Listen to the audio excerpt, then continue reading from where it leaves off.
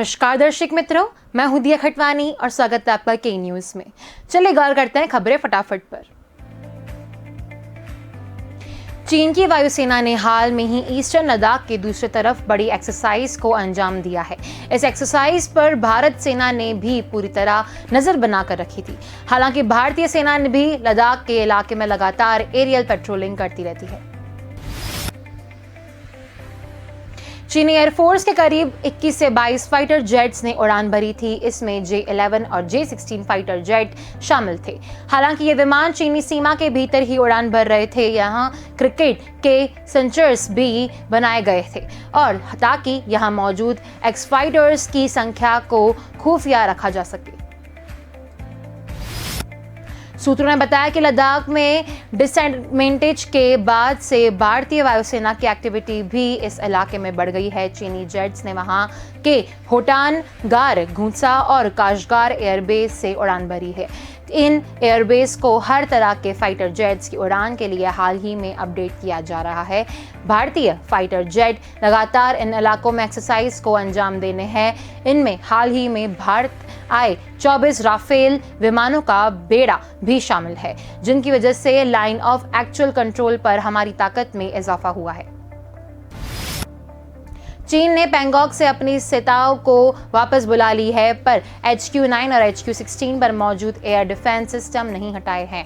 ये air defence system long range और aircrafts को निशाना बना सकते हैं। इसलिए अप्रैल मई में भारत ने अपने फॉरवर्ड एयरबेसों पर सुखोई 30 और MiG-29 भी तैनात किए हैं, जो किसी भी खतरे का जवाब देने में सक्षम है।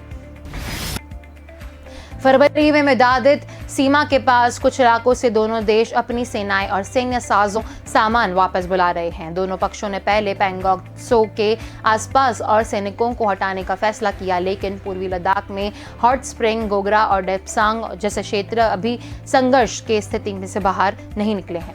इससे विवाद का खत्म होने नहीं कहा जा सकता या आगे एक बार फिर से करवट ले सकता है। सचिन पायलट कैंप के कांग्रेस विधायक वेद प्रकाश सोलंकी ने गहलोत सरकार पर बड़ा हमला बोला है। सोलंकी ने कहा कि इस सरकार में अब तक कांग्रेस के लिए लाठियां खाने वालों की सुनवाई नहीं हुई है। कांग्रेस पार्टी को जो दलित, आदिवासी, पिछड़े और माइनॉरिटी के लोग वोट देते हैं, उनमें हम बदले में क्या दे रहे हैं? केवल वोट के वक्त ये वर्ग याद आते हैं। सोलंकी ने कहा, मुझे दर्द है कि जिन कार्यकर्ताओं ने बरसों से कांग्रेस को मजबूत करने का काम किया, उन्हें कुछ नहीं मिला। IAS और बड़े बड़े पदों पर रहे रिटायर्ड अफसरों को राजनीतिक नियुक्तियां दी गई है। जिस कार्यकर्ता ने कांग्रेस के लिए लाठियां खाई, खून पसीना बहाया, वह देखता रह गया। कार्यकर्ता कह रहा है कि हमने लाठियां खाई है। लाठी खाने वाले कार्यकर्ता का नंबर अब आएगा। सोलंकी ने कहा, सोनिया गांधी के निर्देश पर प्रियंका गांधी, वेणुगोपाल और दिव्यांग अहमद पटेल ने हमारी मांगों को सुना था। हमने कहा, उन्हें हमारे मुद्दों को रखा था। उन्होंने हमारे मुद्दों के समाधान का वादा किया था। जिन समुदायों के हम वोट लेकर आते हैं, उनके लिए हमें काम करना होगा। सरकार में SC, ST और अल्पसंख्यक की सत्ता में भागीदारी नहीं है। कांग्रेस को दलित, आदिवासी, पिछड़े और अल्पसंख्यक याद आते हैं, लेकिन जब सत्ता में भागीदारी देने की बात आती है तो संकीर्णता पर आ जाते हैं। इन वर्गों को जितनी भागीदारी और जितना अधिकार मिलना चाहिए था, वह इस सरकार में नहीं मिला है। राजनीतिक नियुक्तियों की लिस्ट देखी जाए, साफ पता लग जाएगा। राम मंदिर के लिए चंदा वसूलने के दौरान हिंसा पर दायर पूर्व मुख्यमंत्री दिग्विजय सिंह की याचिका पर इंदौर हाईकोर्ट ने सुनवाई की। कोर्ट ने मुख्य सचिव, DGP इंदौर, उज्जैन और मंदसौर जिले के SP कलेक्टर को नोटिस जारी किए हैं। अफसरों से 6 हफ्ते में जवाब मांगा गया है।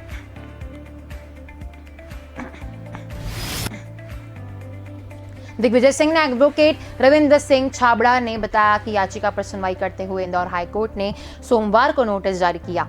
याचिका में कहा गया है कि इंदौर, उज्जैन और मंदसौर से माध्यमों में राम मंदिर के संपूर्ण राशि जुटाने के दौरान हुए सांप्रदायिक हिंसा और तोड़फोड़ पर पुलिस और जिला प्रशासन ने किसी प्रकार की कोई कड़ी कार्रवाई नहीं की थी।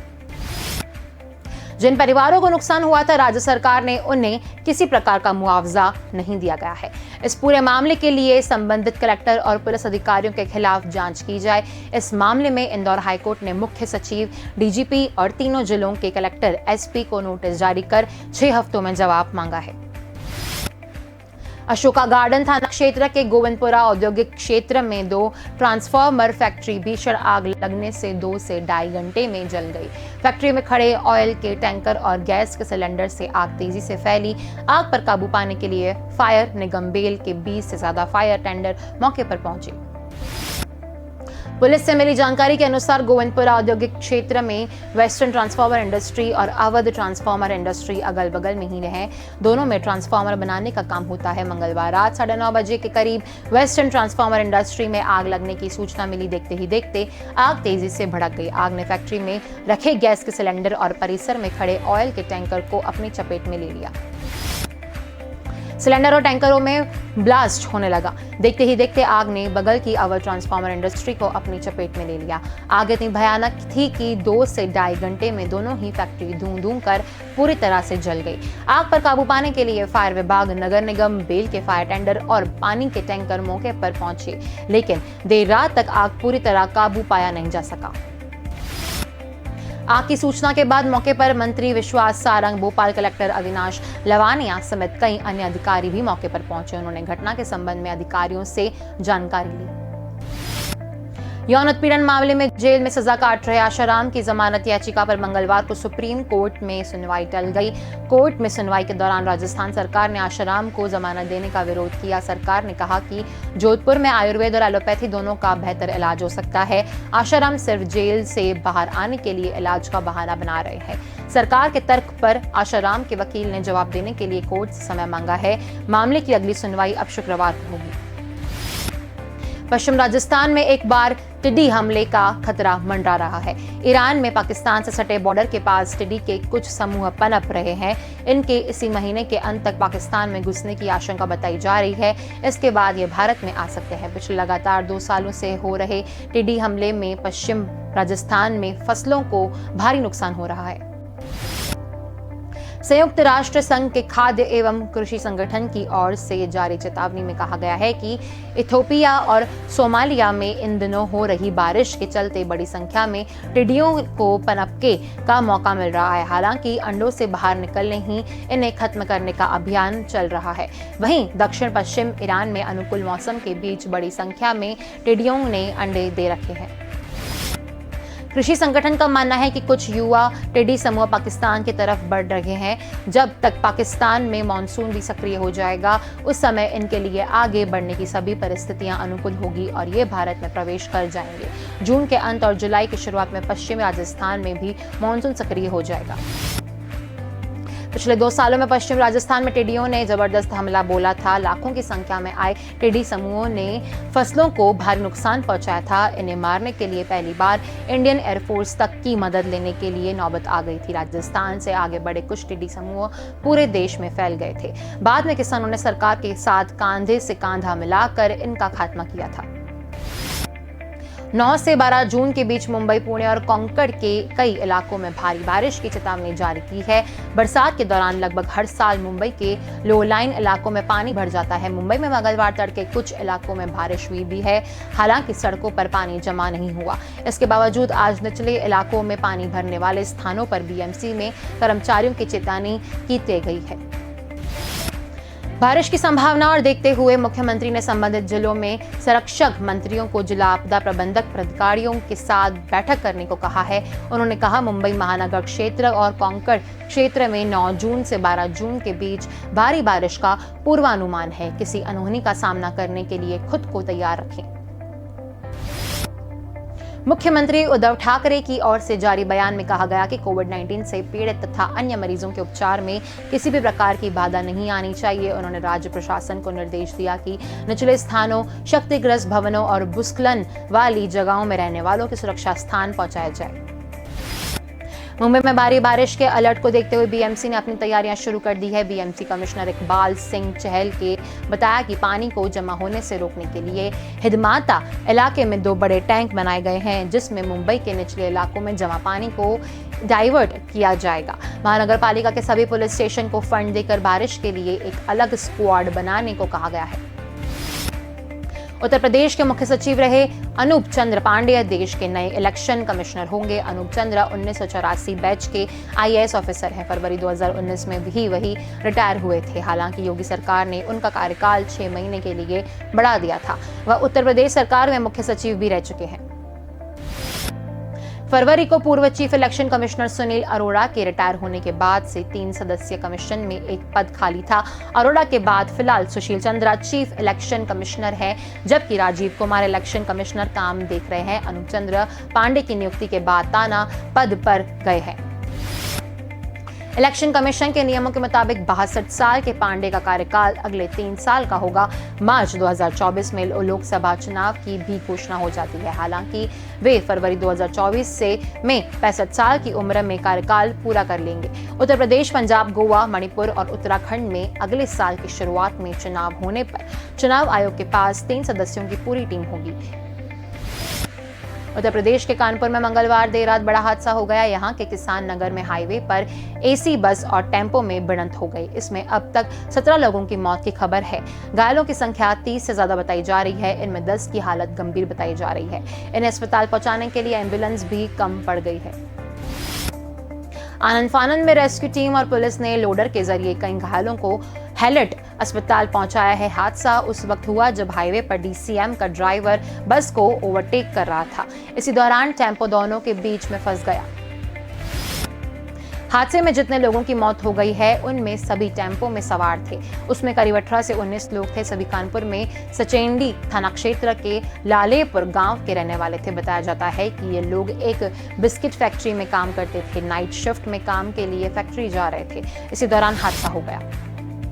PM ने मरने वालों के परिवारों को प्रधानमंत्री राष्ट्रीय राहत कोष से 2-2 लाख रुपए की मदद देने की घोषणा की।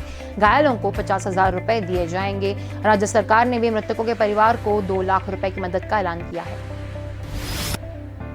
जय अंबे ट्रैवलर्स की स्लीपर बस कानपुर से गुजरात के सूरत जा रही थी। इनमें करीब 115 लोग सवार थे। कानपुर से 15 किलोमीटर दूर बस जैसे ही किसान नगर पहुंची, पीछे से एक DCM ने ओवरटेक करने की कोशिश की। इस दौरान सामने आ रहे टेम्पो बीच में फंस गया और यह हादसा हो गया। टेम्पो में सवार सभी लोगों की मौत होने की सूचना। इसके अलावा बस में सवार कई लोगों की भी मौत हो गई।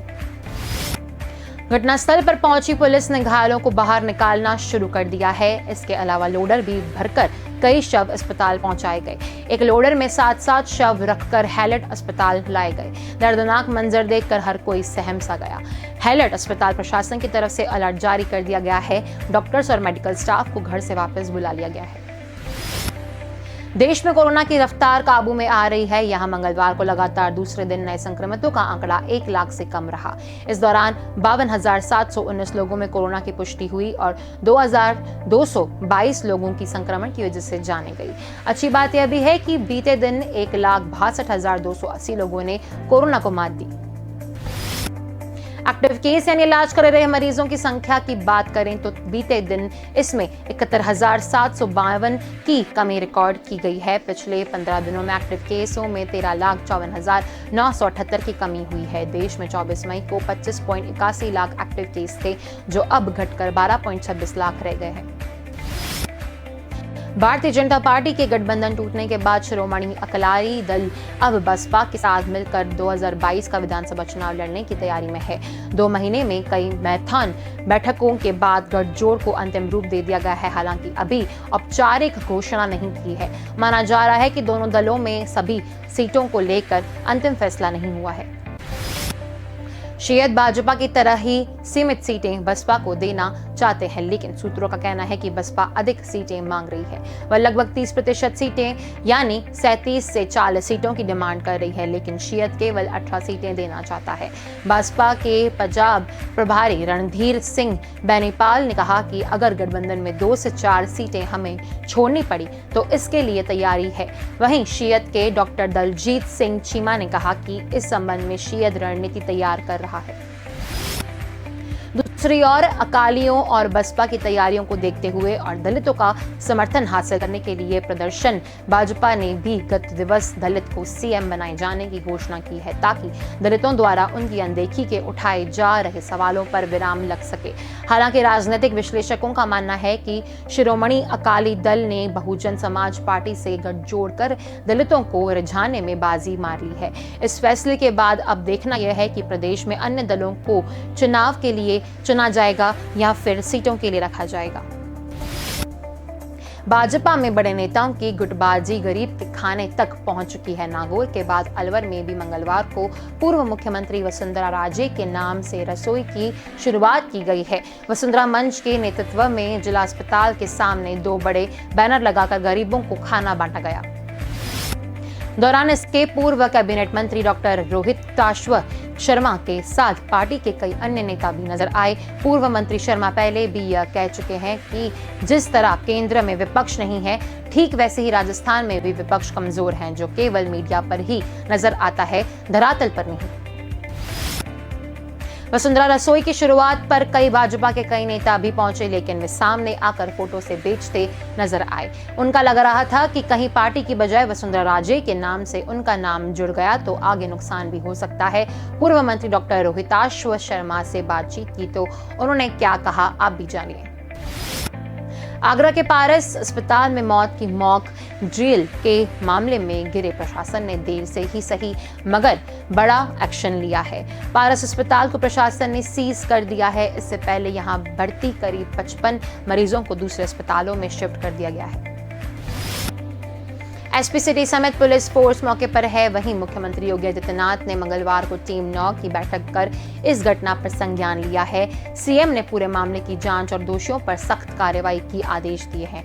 उधर डॉक्टर ने देर रात बयान दिया कि इसे मॉक ड्रिल बताना है और उन्हें हत्यारा कहना पूरी तरह गलत है। आगरा और प्रदेश में जब कोरोना पीक पर था और चारों तरफ ऑक्सीजन की किल्लत थी, तो अस्पताल में मालिक डॉक्टर अरिजन जैन ने 26 अप्रैल को 5 मिनट के लिए मॉक ड्रिल की। इस दौरान 22 मरीजों की मौत हो गई। उस वक्त अस्पतालों में 96 मरीज भर्ती थे। यह मॉक ड्रिल उन मरीजों पर प्रयोग था जिनकी हालत बेहद नाजुक थी। जिलाधिकारी प्रभु नारायण सिंह ने मीडिया से कहा कि कोविड से 2 दिन में 7 मौत हुई थी। अस्पताल और स्वास्थ्य विभाग का रिकॉर्ड एसडीएम सीटोपर के पास है और वो जांच कर रहे हैं। यहाँ ज्यादातर मरीज आगरा से बाहर के हैं। उनकी जानकारी जुटाकर बात की जा रही है। जो कोई व्यक्ति शिकायत करना चाहता है, एडीएम सिटी के पास जाकर कर सकता है। एडीएम सिटी प्रभाकांत अवस्थी और 2 अन्य के साथ 3 का पैनल बनाकर मजिस्ट्रेट जांच शुरू करवा दी थी। जांच के दौरान एसएसपी मुनिराज मौके पर पहुंच गए। वायरल वीडियो में डॉक्टर जो मोदानीगर में ऑक्सीजन खत्म होने की बात कर रहे हैं वो भ्रामक है और इस तरह की बात कहीं पर कहना गलत है। उनके ऊपर महामारी एक्ट का मुकदमा दर्ज कर अस्पताल को सीज किया जा रहा है। अभी अस्पताल में 55 मरीज हैं। सीएमओ की टीम आ रही है और मरीजों को उनकी जरूरत के हिसाब से शिफ्ट किया जाएगा। जिन कोविड पेशेंट की मौत हुई है उनमें से पहले 4 बजे और अन्य अलग अलग समय पर हुई है। इसलिए ऑक्सीजन की कमी से मौत की बात बिल्कुल गलत साबित हो रही है। फिर भी अन्य मौतों का आंकड़ा देखकर जांच की जा रही है। पश्चिम विक्षोभ का असर खत्म होते ही प्रदेश में जून की गर्मी तेवर दिखाने लगी है। बीते 2 दिन से दिन अधिकतम तापमान कई शहरों में 2 से 3 डिग्री सेल्सियस तक बढ़ गया है। वहीं पश्चिमी इलाकों में लू से गर्मी का असर ज्यादा रहा। 12 से अधिक शहरों में दिन का पारा 40 डिग्री से ऊपर भी रिकॉर्ड किया गया है। श्रीगंगानगर 45.1 डिग्री के साथ सबसे गर्म शहर रहा। जयपुर में दिन का पारा 41.4 डिग्री रहा। मौसम विभाग के अनुसार अगले 1 हफ्ते तक मौसम बिल्कुल शुष्क रहेगा। गर्म हवाएं चलेंगी और तापमान 2 से 3 डिग्री तक बढ़ने की संभावना है। मौसम विभाग के अनुसार पश्चिमी इलाकों के ऊपर एक प्रेशर ग्रेडियंट फोर्स डेवलप होने से जोधपुर बीकानेर संभाग के कई जिलों में अगले 3 से 4 दिन 30 से 35 किलोमीटर रफ्तार तेज आंधी चलेगी। वहीं कोटा और उदयपुर संभाग में कुछ स्थानों पर हल्की बारिश का अनुमान है। आगरा के पारस अस्पताल में मौत की मॉक ड्रिल के मामले में गिरे प्रशासन ने देर से ही सही मगर बड़ा एक्शन किया है। पारस अस्पताल को प्रशासन ने सीज कर दिया है। इससे पहले यहां भर्ती करीब 55 मरीजों को दूसरे अस्पतालों में शिफ्ट कर दिया गया। एसपी सिटी समेत पुलिस फोर्स मौके पर पहुंची। मुख्यमंत्री योगी आदित्यनाथ ने मंगलवार को टीम 9 की बैठक कर इस घटना पर संज्ञान लिया है। सीएम ने पूरे मामले की जांच और दोषियों पर सख्त कार्रवाई के आदेश दिए हैं। उधर डॉक्टर ने देर रात बयान दिया कि इसे मॉक ड्रिल बताना और उन्हें हत्यारा कहना पूरी तरह गलत है। आगरा और प्रदेश में जब कोरोना पीक पर था और चारों तरफ ऑक्सीजन की किल्लत थी, तो अस्पताल में मालिक डॉक्टर अरिंजय जैन ने 26 अप्रैल को 5 मिनट के लिए मॉक ड्रिल की। इस दौरान 22 मरीजों की मौत हो गई। उस वक्त अस्पताल में 96 मरीज भर्ती थे। यह मॉक ड्रिल उन मरीजों पर प्रयोग था जिनकी हालत बेहद नाजुक थी। जिला अधिकारी प्रभु नारायण सिंह ने मीडिया से कहा कि कोविड से 2-3 दिन में 7 मौतें हुई हैं। अस्पताल और स्वास्थ्य विभाग का रिकॉर्ड एडीएम सिटी के पास है और वो जांच कर रहे हैं। यहाँ ज्यादातर मरीज आगरा से बाहर के हैं। उनकी जानकारी जुटाकर बात की जा रही है। जो कोई व्यक्ति शिकायत करना चाहता है, एडीएम सिटी के पास जाकर कर सकता है। एडीएम सिटी प्रभाकांत अवस्थी और 2 अन्य के साथ 3 का पैनल बनाकर मजिस्ट्रेट जांच शुरू करवा दी थी। जांच के दौरान एसएसपी मुनिराज मौके पर पहुंच गए। वायरल वीडियो में डॉक्टर जो मोदीनगर में ऑक्सीजन खत्म होने की बात कर रहे हैं, वो भ्रामक है और इस तरह की बात कहीं पर कहना गलत है। उनके ऊपर महामारी एक्ट का मुकदमा दर्ज कर अस्पताल को सीज कर दिया जा रहा है। अभी अस्पताल में 55 मरीज हैं। सीएमओ की टीम आ रही है और मरीजों को उनकी जरूरत के हिसाब से शिफ्ट किया गया जाएगा। जिन कोविड पेशेंट की मौत हुई है, उनमें से पहली 4 बजे और अन्य अलग अलग समय पर हुई है। जिले के बरौर शिले क्षेत्र में आबकारी पुलिस ने देर रात अवैध शराब के खिलाफ बड़ी कार्रवाई की है। आबकारी पुलिस ने बहरोड के गुंती फ्लाईओवर के पास हरियाणा से गुजरात जा रहे एक ट्रक की तलाशी ली तो उसमें 10 लाख की अवैध शराब मिली, जिसे पुलिस ने जब्त कर लिया। आबकारी सीआई अजय कुमार ने बताया कि मुखबिर के जरिए सूचना मिली थी कि हरियाणा से गुजरात की ओर एक ट्रक जा रहा है, जिसमें अवैध शराब भरकर ले जाई जा रही है, जिस पर नाकेबंदी कर गुंती फ्लाईओवर पर ट्रक नंबर MH41GA1168 को रुकवा कर चेक किया तो भूसी के कट्टों के नीचे विभिन्न मार्का की शराब भरी हुई थी। पुलिस मामले की जानकारी में जुट गई है। कौन कौन शराब माफिया इसमें शामिल है? बता दें कि दिल्ली जयपुर हाईवे पर कई सालों में अवैध शराब की यह कार्रवाई की गई है। करीब 6 साल में इतनी शराब पकड़ी गई है, जबकि शराब माफिया की तस्करी का यह हाईवे आसान है। तो बस खबरें फटाफटों में इतना ही। अधिक जानकारी के लिए देखते रहिए के न्यूज़। नमस्कार।